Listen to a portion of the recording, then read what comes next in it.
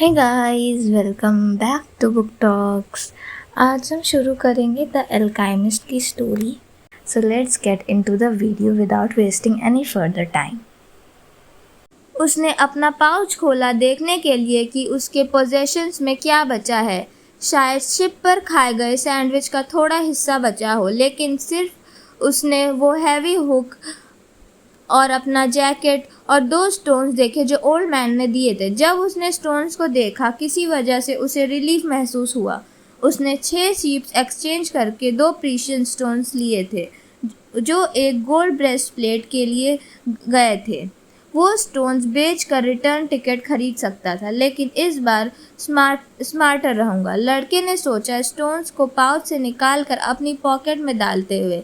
ये एक port town था और उसके फ्रेंड ने जो सच बताया था वो ये था कि पोर्ट टाउन्स चोरों से भरे होते हैं। और अब उसे समझ आया कि बार का ओनर इतना अपसेट क्यों था। वो उसे बता रहा था कि उस आदमी पर ट्रस्ट मत करो। मैं भी सबकी तरह मैं दुनिया को उस हिसाब से देखता हूँ जो मैं देखना चाहता हूँ, ना जो एक्चुअली होता है। उसने धीरे धीरे अपनी उंगलियों के स्टोन्स पर ऊपर चलाए, उनका टेम्परेचर महसूस किया और उनका सरफेस को टच किया। वो उसका ट्रेजर थे, बस उन्हें हाथ लगाना ही उससे बेटर फील करवा रहा था। वो उसे ओल्ड मैन की याद दिलाते थे। जब तुम चाहते हो पूरा यूनिवर्स तुम्हारी मदद में साजिश करता है, उसे पाने के लिए, वो बोला था। लड़का समझाने की कोशिश कर रहा था कि ओल्ड मैन ने जो कहा उसकी सच्चाई क्या है। वहाँ वो था, खाली मार्केट प्लेस, एक पैसा भी नहीं और रात भर के लिए कोई शीप भी नहीं बचाने को। लेकिन स्टोन्स ये प्रूफ थे कि उसने एक किंग से मुलाकात की थी, एक किंग जो लड़के के पास्ट को जानता था। ये उरिम और थुम्मिम कहलाते हैं और ये तुम्हें ओमेंस पढ़ने में मदद करेंगे। लड़के ने स्टोन्स को वापस पाउच में डाला और डिसाइड किया कि वो एक एक्सपेरिमेंट करेगा। ओल्ड मैन ने कहा था कि बिल्कुल क्लियर क्वेश्चंस पूछने चाहिए और इसके लिए लड़के को पता होना चाहिए कि वो क्या चाहता है। उसने पूछा कि क्या ओल्ड मैन का ब्लेसिंग अब भी उसके साथ है। उसने एक स्टोन निकाला। यस था। मैं अपना ट्रेजर पाने जा रहा हूँ क्या, उसने पूछा। उसके हाथ में पाउच डाला और स्टोन फील किया, लेकिन जैसे ही उसने टच किया, दोनों स्टोन्स पाउच के होल से बाहर गिर गए। लड़के ने तभी नोटिस नहीं किया था कि पाउच में होल है। उसने घुटनों के तक उरिम और थुम्मिम को उठाया और पाउच में वापस डाला, लेकिन जैसे ही वो ग्राउंड पर पड़े स्टोन्स को देखा और उसके दिमाग में एक बात आई, ओमेंस को पहचानो, उनका पालन करो। ओल्ड किंग ने कहा, एक ओमेन। लड़के ने खुद ही मुस्कुराते हुए स्टोन्स को उठाया, पाउच में वापस डाला। उसने होल मेल्ट करने का सोचा नहीं, स्टोन्स कभी भी गिर सकते थे। उसने सीख लिया था कि कुछ चीज़ें पूछनी नहीं चाहिए ताकि अपनी पर्सनल लेजेंड्स भाग ना जाए। मैंने प्रॉमिस किया था कि मैंने अपने डिसीजन खुद लूँगा, उसने खुद से कहा, लेकिन स्टोन्स ने बता दिया कि ओल्ड मैन अब भी उसके साथ है और इससे ज़्यादा कॉन्फिडेंस मिला। उसने दोबारा एम्प्टी प्लाजा को देखा, पहले से ज़्यादा डेस्परेट फील नहीं कर रहा था। ये कोई अजीब जगह नहीं थी, ये एक नई जगह थी। आखिर जो वो हमेशा चाहता था वो बस ये था कि नई जगह देखना। चाहे वो कभी पिरामिड्स नहीं पहुंचता, वो ऑलरेडी ज़्यादा दूर ट्रैवल कर चुका था, किसी भी शेफर्ड से ज़्यादा वो जानता था। ओह, अगर वो लोग जान पाते कि बस 2 घंटे की शिप में कितनी अलग चीज़ें हैं, उसने सोचा। हालांकि उसका नया वर्ल्ड अभी सिर्फ एक एम्प्टी मार्केट प्लेस था, लेकिन वो ऑलरेडी देख चुका था कि ये लाइफ भरा हुआ और वो इसे कभी नहीं भूलेगा। उसने स्वर्ड को याद किया, थोड़ा दुख हुआ सोचकर, लेकिन उसने कभी ऐसी स्वर्ड देखी थी पहले। इन सब बातों पर को सोचते हुए उसने रियलाइज़ किया कि उसे डिसाइड करना है कि वो खुद को एक चोरी का शिकार समझे या अपने ट्रेजर की तलाश में एक एडवेंचरर। मैं एक एडवेंचरर हूँ, ट्रेजर ढूंढ रहा हूँ, उसने ये कहा। किसी ने उसे जगा दिया और वो अचानक से होश में आया। वो मार्केट प्लेस के बीच में सो गया था और प्लाजा में ज़िंदगी वापस शुरू होने वाली थी। इधर उधर देखते हुए उसने अपनी शीप ढूंढी और फिर रियलाइज़ किया कि वो एक नए वर्ल्ड में है। लेकिन दुखी होने की बजाय वो खुश था। अब उसे शीप के लिए खाना और पानी नहीं ढूंढना था। वो अपने ट्रेजर की तलाश में जा सकता था। उसके पास एक भी पैसा नहीं था, लेकिन उसके पास फेथ था। उसने पिछली रात डिसाइड किया था कि वो उतना ही एडवेंचरर होगा जितना वो बुक्स में एडमायर करता था। वो धीरे धीरे मार्केट में चला। मर्चेंट्स अपने स्टॉल्स असेंबल कर रहे थे और लड़के ने एक कैंडी सेलर की मदद की उसका स्टॉल सेट करने में। कैंडी सेलर के चेहरे पर स्माइल थी। वो खुश था, अपनी ज़िंदगी को समझता था और एक दिन का काम शुरू करने के लिए रेडी था। उसकी स्माइल लड़कों को ओल्ड मैन की याद दिलाती है, वो मिस्टीरियस ओल्ड किंग जिसने उससे मुलाकात की थी। ये कैंडी मर्चेंट कैंडी है, इसलिए बिना बना रहा कि बाद में ट्रैवल करे या शॉपकीपर की बेटी से शादी करे। ये इसलिए कर रहा है क्योंकि ये वही चाहता है जो करना उसको पसंद है, लड़के ने सोचा। उसने रियलाइज़ किया कि वो भी वही कर सकता है जो ओल्ड मैन करता था। देखकर समझ सकता है कि कोई अपनी पर्सनल लेजेंड के करीब है या दूर, बस उनको देखकर। ये इजी है और मैंने पहले भी कभी नहीं किया, उसने सोचा। जैसे ही स्टॉल असेंबल हो गया, कैंडी सेलर ने लड़के को दिन का पहला स्वीट ऑफर किया। लड़के ने थैंक्स कहा, खाया और अपनी राह चला गया। थोड़ी दूर जाने के बाद उसे रियलाइज़ किया कि जब स्टॉल असेंबल हो रहा था तो एक अरेबिक बोली और दूसरे ने स्पेनिश बोली और उन्होंने एक दूसरे को परफेक्टली समझ लिया था। शायद एक ऐसी लैंग्वेज होगी जो वर्ड्स पर डिपेंड नहीं करती होगी। लड़के ने सोचा, मैंने ये एक्सपीरियंस ऑलरेडी अपनी शीप के साथ किया था और अब ये लोगों के साथ हो रहा है। वो बहुत सारी नई चीज़ें सीख रहा था।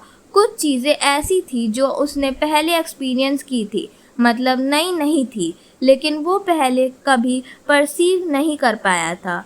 अब वो परसीव नहीं कर पाया क्योंकि वो उन चीज़ों की आदत हो गया था। उसने रियलाइज़ किया कि अगर ये लैंग्वेज बिना वर्ड्स के समझ सकता है तो दुनिया को भी समझ सकता है। रिलैक्स्ड और बिना जल्दी किए उसने डिसाइड किया कि वो टैंजियर की नैरो स्ट्रीट्स में वॉक करेगा। सिर्फ इसी तरह वो ओमेंस को पढ़ सकता है। उसे पता था कि इसके लिए बहुत पेशेंस चाहिए, लेकिन शेफर्ड पेशेंस के बारे में सब जानते हैं। एक बार फिर उसने देखा कि इस स्ट्रेंज लैंड में भी वो कहीं वही लेसन्स अप्लाई कर रहा है जो उसने शीप के साथ सीखे थे। All things are one, old man ने कहा था। क्रिस्टल मर्चेंट दिन के शुरू होने पर जाएगा और वही एंग्जाइटी फील की जो हर सुबह उसे होती थी। वो 30 साल से एक ही जगह था, एक शॉप जो एक हिल के ऊपर स्ट्रीट पर था जहाँ बहुत कम कस्टमर्स आते थे। अब कुछ भी बदलना बहुत लेट था।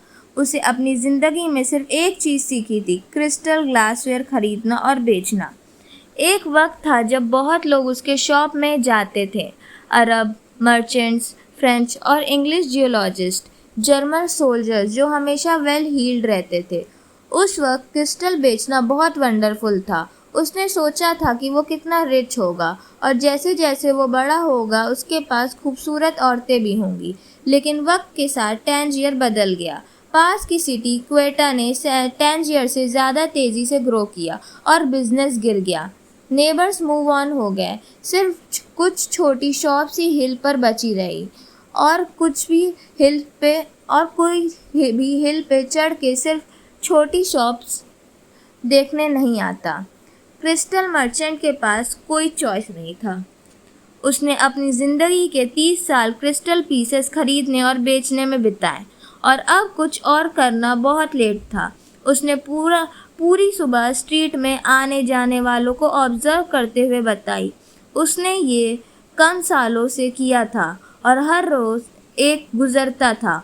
उसका एक शेड्यूल बनता जा रहा था। लेकिन लंच के थोड़ा पहले एक लड़का शॉप के सामने रुक गया।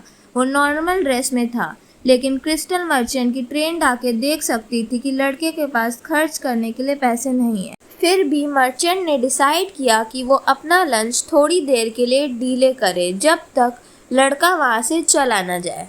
डोरवे पर एक कार्ड लटका था जो अनाउंस कर रहा था कि शॉप में कई लैंग्वेजेस बोली जाती हैं।